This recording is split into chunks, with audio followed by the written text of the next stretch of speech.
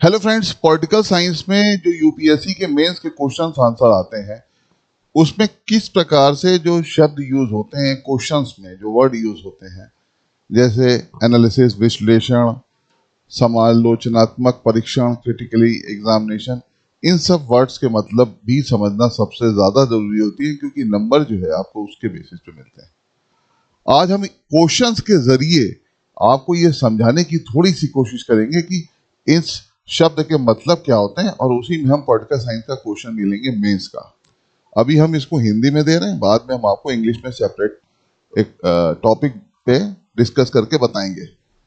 तो यहाँ पे क्वेश्चन हमारे पास आता है यूपीएससी का। वो क्वेश्चन क्या बोलता है? वो क्वेश्चन बोलता है कि राज्य की नव उदारवादी थ्योरी का समालोचनात्मक परीक्षण, यानी एक वर्ड आया है समालोचनात्मक परीक्षण। अब समालोचनात्मक परीक्षण को अगर आप समझें तो इसको क्या क्या चीजों की जरूरत पड़ेगी जिससे ये एक वैल्यूएबल आंसर बन जाए, क्या इसके मीनिंग्स होंगे, कैसे आपको समझ में आएगा कि हमको इसमें क्या लिखना है। पहले तो इसमें कई सारी चीजें हैं। इसमें यह है राज्य की नव उदारवादी थ्योरी का समालोचनात्मक परीक्षण करना है, यानी ये देखना है कि किसी भी राज्य, पहला पार्ट हो गया राज्य, सेकंड है नव उदारवादी थ्योरी, थर्ड है समालोचनात्मक परीक्षण। तो यानी सबसे पहले हमको समझना है कि नव उदारवादी थ्योरी क्या है। इसको एक लाइन में बताना है कि 1970 के दशक में इसकी जरूरत हमको पड़ी थी, एक लाइन हो गई। समालोचनात्मक परीक्षण में क्या क्या चीजें आ जाएंगी? पहली चीज आ जाएगी इसके जो सकारात्मक और नकारात्मक पहलू हैं, यानी पॉजिटिव और निगेटिव एस्पेक्ट है, उस पे बात करेंगे। सकारात्मक और नकारात्मक, इस पे बात करेंगे। ये पहला पॉइंट होता है जहां पर हम देखते हैं कि समालोचनात्मक परीक्षण में क्या चीजें शामिल होंगी। इसमें पहले पॉजिटिव हो जाएगा, फिर निगेटिव हो जाएगा। सेकेंड पॉइंट में हम बात करेंगे तार्किक विश्लेषण। तार्किक विश्लेषण में क्या होगा? तार्किक विश्लेषण में सबसे पहले हम यहां पर लेके चलेंगे नंबर 1 में तथ्य, और उसके बाद सेकेंड पॉइंट पे आ जाएगा सत्यता, और सत्यता पर आधारित परीक्षण, ये यहां पर हो जाते हैं। ये सेकेंड पॉइंट है जो समालोचनात्मक परीक्षण में लिखना है। थर्ड पॉइंट हो जाता है पक्ष और विपक्ष, यानी इसके पक्ष में और विपक्ष में क्या लोग कह रहे हैं और कितनी चीजें हैं। हर एक शब्द, हर एक डेफिनेशन के बाद जो फोर्थ पॉइंट आता है वो होता है डीप एनालिसिस, यानी गहन आकलन। और गहन आकलन जो है वो कई बातों पर निर्भर करता है, जैसे इस पार्ट को छोटे छोटे भाग में तोड़ना, छोटे भाग में तोड़ने के बाद उसमें फैक्ट, तथ्यों को देखना, और तथ्यों के बाद जो है उसका आकलन करना, ये इसमें आ जाता है। और इसके बाद सबसे लास्ट में हो जाता है निष्कर्ष, यानी किसी भी क्वेश्चंस में आपको जो नंबर मिलते हैं वो कितने पार्ट में मिलते हैं। तो ये डिपेंड करता है कि इस क्वेश्चन में किस चीज को फोकस किया गया। यहाँ पे क्रिटिकली एग्जामिनेशन या क्रिटिकली एग्जामिन की बात कही गई है, उसमें 5 पार्ट हैं। तो 5 पार्ट में आपका नंबर जो है वो 5 अलग अलग भागों में बिल्कुल इक्वली डिस्ट्रीब्यूट हो जाता है, फिर आपको उसमें से नंबर दिया जाता है। तो सबसे पहले हम लोग यहाँ पे देखेंगे कि भाई यहाँ पे नव उदारवादी थ्योरी क्या बोलती है। तो सबसे पहली बात होती है इसको कब लाया गया, तो 1970 में, जब पूरा वर्ल्ड जो है कल्याणकारी राज्य से थक चुका था, यानी कल्याणकारी राज्य की जो थ्योरी थी वो बुरी तरह फेल होती जा रही थी। कल्याणकारी राज्य, अब ये राज्य क्या होते हैं इसके लिए हम अलग से बनाएंगे, लेकिन आप ये समझ लीजिए ये समाजवादी थ्योरी का ही एक रूप है, बस इसको समझ लीजिए, जिसमें राज्य को संसाधनों का वितरण संभालना है और राज्य को कल्याणकारी योजनाएं बनानी। ये छोटी सी बात है, बहुत लंबी चीजें बाद बता देंगे। कल्याणकारी राज्य के बाद उस समय जरूरत पड़ती है नव उदारवादी थ्योरी की, कि बाजार को किस तरीके से आगे बढ़ाया जाए, क्योंकि बाजार में जो है मंदी आने लगी थी, इसलिए नव उदारवादी थ्योरी लाई गई। तो नव उदारवादी थ्योरी में क्या क्या चीजें आ जाती हैं? तो इसके लिए 2 बहुत बड़े एक थिंकर थे, हायक और नॉजिक, हायक और नॉजिक ने कुछ थ्योरियां पहले प्रस्तुत की थी। उसमें उन्होंने बताया था कि राज्य की जो भूमिका है, यानी स्टेट का जो रोल है, वो सीमित होना चाहिए। और राज्य की भूमिका जो है सीमित क्यों होनी चाहिए ये भी बताई थी। तो इसकी भूमिका जो है किस पे आधारित हो जाएगी?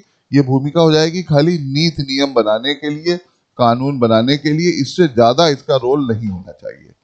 ये खैर ये शॉर्ट में हो गया।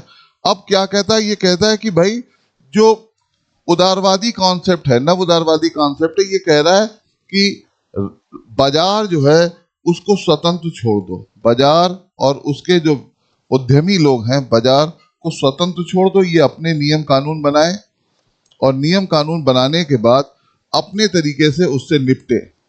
राज्य इसमें इंटरफेयर ना करे। State should not interfere into these matters. प्रतिस्पर्धा करने दे, कंपटीशन करने दे। प्रतिस्पर्धा से आर्थिक व्यवस्था जो है वो आगे बढ़ेगी। मांग और पूर्ति, मांग और पूर्ति जो है वो सरकार को ना दे करके बाजार खुद संभाले। ये मोटा मोटा कानून है, ये उदारवादी थ्योरी है। तो ये पॉइंट आपको यहाँ पे समझना है।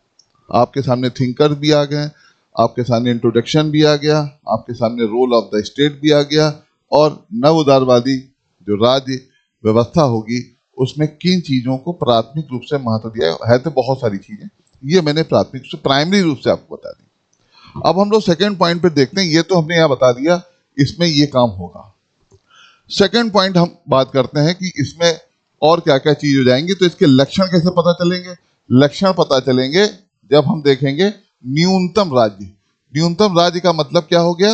राज्य की भूमिका सीमित होगी। राज्य की भूमिका सीमित होगी, यानी राज्य जो है वो खाली दो ही तीन काम करेगा। पहला काम क्या करेगा? कानून बनाएगा, नियम बनाएगा, और उसके बाद कर इकट्ठा करेगा जो कि न्यूनतम होना चाहिए, और सुरक्षा देगा। यानी राज्य का रोल जो है वो इस प्रकार से होना चाहिए। अब राज्य का रोल कम हो जाएगा तो क्या हो जाएगा? व्यक्तिगत स्वतंत्रता पर बल दिया जाएगा। व्यक्तिगत स्वतंत्रता जो है वो व्यक्ति को खुद संभालनी है, संस्था को खुद संभालनी है। राज्य की संस्थाएं जो हैं, जो भी संस्थाएं होंगी, वो बाजार पर नियंत्रण नहीं रखेंगी या बहुत कम रखेंगी। बाजार पर नियंत्रण नहीं रखेंगी। ये इसके अलावा एक पॉइंट ये हो जाएगा कि ये जो मांग और पूर्ति है, डिमांड और सप्लाई है, उसमें राज्य का हस्तक्षेप न्यूनतम होगा। ये बात यहाँ पर कही जा रही है, जो कि न्यूनतम उदारवादी राज्य की व्यवस्था की बात हो रही है। तो ये इतने पॉइंट यहाँ पर हो जाते हैं। फिर हम लोग नेक्स्ट पॉइंट पे चलते हैं। नेक्स्ट पॉइंट कहता है निजीकरण, प्राइवेटाइजेशन। इसमें क्या क्या चीजें जाएंगी? इसमें ये कह रहे हैं कि राज्य को सभी सरकारी संस्थाओं को निजी हाथों में सौंप देना चाहिए। सरकारी संस्थाओं को किसमें दे देना चाहिए? ये निजी हाथों में दे देना चाहिए। पहली बात तो निजी हाथों में देने से क्या होगा? निजी हाथों में देने से कुशलता बढ़ेगी, कुशलता बढ़ेगी और गतिशीलता आएगी, गतिशीलता होगी। इसके अलावा ये क्या बोल रहे हैं? ये बोल रहे हैं कि इसको राज्य के अंदर सीमित ना रहते हुए ग्लोबल लेवल पे लेके जाएगा। यानी ग्लोबलाइजेशन का जो कॉन्सेप्ट है वो यहाँ पर काम करेगा। भूमंडलीकरण की व्यवस्था जो है यहाँ पर लाई जाएगी और इसमें राज्य रोकेगा नहीं। ठीक है। इसके अलावा अंतरराष्ट्रीय कर जो होंगे, अंतरराष्ट्रीय कर जो होंगे उसमें बिल्कुल न्यूनतम रखा जाए या समाप्त कर दिया जाए ताकि उनको आगे बढ़ाया जाए। ये यहाँ पर निजीकरण की बात करते हैं। फिर वो कहते हैं कि राज्य को व्यक्तिगत स्वतंत्रता यानी व्यक्ति की व्यक्तिगत व्यवस्था पे बल देना चाहिए, उसको खुद को जिम्मेदार बनाना चाहिए, राज्य को कल्याणकारी भूमिका नहीं निभाना चाहिए। तो निजीकरण से क्या होगा? कल्याणकारी भूमिका जो है वो समाप्त हो जाएगी। इससे क्या होगा? राज्य इसके लिए जिम्मेदार नहीं होगा। ठीक है। ये तो निजीकरण से ये सारी व्यवस्था हो जाएंगी। इसके बाद वो कीमतों को अपने लेवल पर, अपने स्तर पर नियोजित करेंगे, प्लान करेंगे कि भाई हम कितनी रखेंगे, ये हमारा पॉइंट है, क्योंकि हमको जो है अधिक मुनाफा चाहिए, जबकि सरकारी संस्थाएं अधिक मुनाफा नहीं कमा पाती हैं क्योंकि वो कल्याणकारी रोल में होती। ये यहाँ पे प्राइवेटाइजेशन की बात कही जाती है। तो आप देखिए कि नव उदारवाद जो है कितने अलग अलग पहलुओं पे बात कर रहा है। फिर कहते हैं बाजार की स्वतंत्रता, यहां पे भी वही बात कहते हैं। बाजार की स्वतंत्रता का मतलब है राज्य कम से कम कानून बनाएगा, डीरेगुलेशन, कम से कम कानून बनाएगा बाजार को नियंत्रित करने के लिए। इसका मतलब है कि बाजार अपने नियम, बाजार जो है अपने नियम स्वयं बनाएगा, अपने नियम स्वयं बनाएगा। और नियम स्वयं किस प्रकार बनाएगा, जिससे वो अधिकतम लाभ की बात करे, मैक्सिमम प्रॉफिट की बात करे, अधिकतम लाभ की बात करे, और इसके साथ ही अधिकतम विस्तार की बात करे, कि उसको ये व्यवस्था हो कि वो राज्य की डिमांड ना देखे, वो व्यापार की डिमांड देखे, जिससे ज्यादा से ज्यादा प्रॉफिट गेन कर सके। अगर उसको पेट्रोल बेचना है तो चाहे वो अपने देश में लाके दूसरे देशों को बेचे, उसको इससे मतलब नहीं है कि राज्य की जरूरत क्या है, देश की जरूरत क्या है, वो मैक्सिमम प्रॉफिट पे काम करेगा। ठीक है, ये यहाँ पे बात कही जा रही है। फिर संस्थाएं जो है, संस्थाएं वो व्यापार को, सरकारी संस्थाएं जो होंगी वो व्यापार को नियंत्रित नहीं करेंगी, व्यापार को नियंत्रित नहीं करेंगी, ये चीज है। इसके अलावा वो बात करते हैं कि भाई जो रेगुलेशन इस प्रकार का होना चाहिए कि जिसमें जो श्रमिकों का कल्याण है, वो श्रमिकों का कल्याण जो है वो अधिक काम करने पर है। यानी अगर वो अधिक उत्पादन करेगा तो उसमें राज्य इंटरफेयर ना करे। ये इतनी सारी चीजें हैं। अब आप सोच रहे होंगे ये इतनी सारी चीजें हैं, इसको किस प्रकार से लिखा जाएगा, तो वो भी हम बता देंगे कि अभी हम आपको बता रहे हैं कि किस प्रकार से चीजें चलेंगी। वैश्वीकरण मुक्त व्यापार, इसमें भी क्या है, इसमें कह रहे हैं कि भाई राज्य जो है वो परमिशन देगा, क्या देगा, परमिशन देगा, इजाजत देगा उनको कि आप विश्व लेवल पे, ग्लोबलाइजेशन लेवल पे या विश्व व्यापार कर सकते हैं। इसमें किसी प्रकार को कोई भी अड़चन नहीं होनी चाहिए, यानी किसी भी देश के साथ में, और किसी भी देश को जहां पे ये व्यवस्था लागू है उसको अपने दरवाजे दूसरे देशों के लोगों के लिए खोल देने चाहिए। और राज्य को इसके लिए, राज्य का प्रयास होना चाहिए कि दूसरे देशों के साथ में व्यापार हो सके, और इसको लेकर के दूसरे देशों के साथ व्यापार हो सके, और इसको लेकर के इस प्रकार के समझौते हो कि फ्री ट्रेड, यानी दोनों ही देश या एक से अधिक देश जो है वो कर मुक्त परमिशन दें। परमिशन कैसी होनी चाहिए, कर मुक्त होनी चाहिए, यानी वो इजाजत दें कि भाई आप हमारे देश में बेचिए, हम आपसे आपके देश में बेचेंगे, और एक दूसरे से हम कस्टम ड्यूटी नहीं लेंगे, हम एक दूसरे पे कोई रेवेन्यू चार्जेस नहीं लेंगे, या मिनिमम लेंगे, जो बिल्कुल मिनिमम होगा। इससे क्या होगा कि वस्तुओं और उनको बनाने वाली कंपनियों का विस्तार होगा, और कंपनियां जितना ज्यादा अर्न करेंगी उससे सरकार को उतना ही लाभ होगा, क्योंकि आखिरकार वो बिजनेस बढ़ाने के लिए काम कर रही हैं, उससे रोजगार बढ़ेगा। ये और भी बहुत सारी चीजें हैं। फिर वो बात करते हैं व्यक्तिगत उत्तरदायित्व।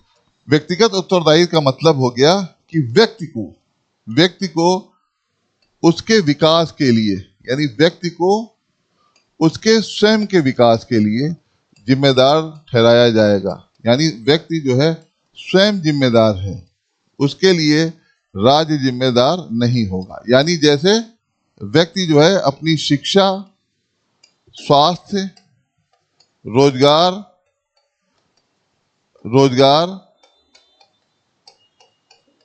और अन्य व्यवस्थाएं खुद संभालेगा। यानी अगर वो कुछ नहीं कर पा रहा है तो उसके लिए राज्य जिम्मेदार नहीं होगा, राज्य जिम्मेदारी ना ले। इससे क्या होगा, इससे सेल्फ एंटरप्राइज, यानी खुद के उद्यमी बनने का या खुद के काम करने की जो आशा है, जो व्यवस्था है, वो आगे बढ़ेगी। लोग खुद काम करना शुरू कर देंगे, क्योंकि उनको जब ये पता चल जाएगा कि हमें कहीं से कोई मदद नहीं मिलनी है, तो वो कुछ ना कुछ करते रहेंगे। और यूरोपीय व्यवस्था में और वेस्ट की व्यवस्था में इस चीज को ध्यान में रखा जाता है कि हर व्यक्ति को कोई ना कोई उद्यम करना चाहिए, कोई ना कोई काम करना चाहिए, ताकि वो स्वयं का पैसा खुद जनरेट करना चाहिए और राज्य उसकी सहायता नहीं करेगा। फिर नेक्स्ट पॉइंट आ जाता है इसमें कि बाजार की विफलताएं। अब जो बात हो रही थी कि गुण और दोष में, तो हम दोष की बात करते हैं, ये तो गुण थे। अब दोष क्या है, डिमेरिट्स क्या है? डिमेरिट्स ये है कि इन्हीं सारी व्यवस्थाओं की वजह से आर्थिक मंदी आई थी, आर्थिक मंदी आई थी, और प्रतिस्पर्धा को लेकर के सरकार के पास ही जाना पड़ता है, यानी राज्य के पास ही जाना पड़ता है। हर विवाद के समाधान के लिए राज्य के पास जाना पड़ता है, क्योंकि पहले तो ये कह रहे हैं कि किसी प्रकार का इंटरफेरेंस नहीं होना चाहिए, फिर ऐसा होना चाहिए। और जब व्यापार घाटे में या मंदी में चल रहा होता है, तो राज्य के पास जाते हैं बेल आउट पैकेज के लिए, राज्य की सहायता चाहते हैं। आप देखते हैं देश की सरकारें बहुत बड़े बड़े बिजनेसमैन को या उनकी कंपनीज को बेल आउट पैकेज दे देती हैं कि भाई जो आपका घाटा हुआ है वो हम बर्दाश्त कर लेते हैं। बाजार की विफलताएं ये हैं। इससे क्या होता है, इससे जो श्रमिक कानून है, वो श्रमिक कानून जो है वो क्या होता है, वो जो है वो रिलेवेंट होने लगते हैं। जब उन्हें पता चल जाता, जब ज्यादा काम करते, शोषण होने लगता, तो उन्हें पता चलता नहीं श्रमिक कानून है, क्योंकि कोई भी आदमी हड़ताल कर देगा, धरना प्रदर्शन कर देगा, तो क्या करेगा, फिर राज्य की जरूरत पड़ेगी। तो यहाँ पे क्या, बाजार की विफलताएं ये है। कई बार उनके आपसी जो नुकसान होते हैं, आपसी जो विलय होते हैं, उससे भी प्रॉब्लम्स होती हैं। तो फिर वो कहते हैं कि हमको फिर राज्य के पास जाना है। पहले वो कहते हैं हमको स्वतंत्र छोड़ दो, फिर अपनी उस सहायता के लिए राज्य के पास जाते हैं कि हमारे ये सब प्रॉब्लम्स हो गए। तो यानी राज्य की जरूरत उनको पड़ती रहती है, और फिर उस पर कानून बनाने के लिए राज्य पे दबाव डालते हैं। पर्यावरणीय विनाश, सबसे प्रॉब्लम यह है कि इसमें मांग और पूर्ति के लिए, मांग और पूर्ति, और इसमें अगर हम जोड़ दें प्रतिस्पर्धा, प्रतिस्पर्धा, इसको लेकर के क्या होता है, इसको लेकर के अंधाधुंध नियमों का उल्लंघन किया जाता है, और अंधाधुंध नियमों का परीक्षण, नियमों का उल्लंघन किया जाता है, और कटाई छटाई या शोषण आप कह सकते हैं, कटाई छटाई या खनन, या इसके अलावा जिन वस्तुओं की जरूरत है, पेड़ पौधे, नदी नाले, ये सब चीजें जो है पर्यावरणीय चीजों को संकट में डाल दिया जाता है, क्योंकि वहां पर इस चीज की अनदेखी की जाती है। वो पहले कह देते हैं कि भाई हमारे मैटर में आप कम से कर इंटरफेयर करिए। तो इसका सबसे बड़ा दोष ये भी है, पर्यावरणीय जो क्षति है वो भी है, बहुत बड़े लेवल पे होती है। आप देखिए कहीं पर इतनी ज्यादा खदानें खोद दी गई कि वहां पर जो है भूसंकलन होने लगा, लोग परेशान होने लगे। हमारे यहाँ भोपाल त्रासदी आपको सबसे बड़ा उदाहरण है। भोपाल त्रासदी हुई थी, लाखों लोग मारे गए थे। तो वो उसमें क्या हुआ, उसमें ऐसी व्यवस्था हो गई कि जब कंपनी को कुछ भी करने की परमिशन दे दी गई, तो उन्होंने पूरे पर्यावरण को, उसके लोगों को ही संकट में डाल दिया।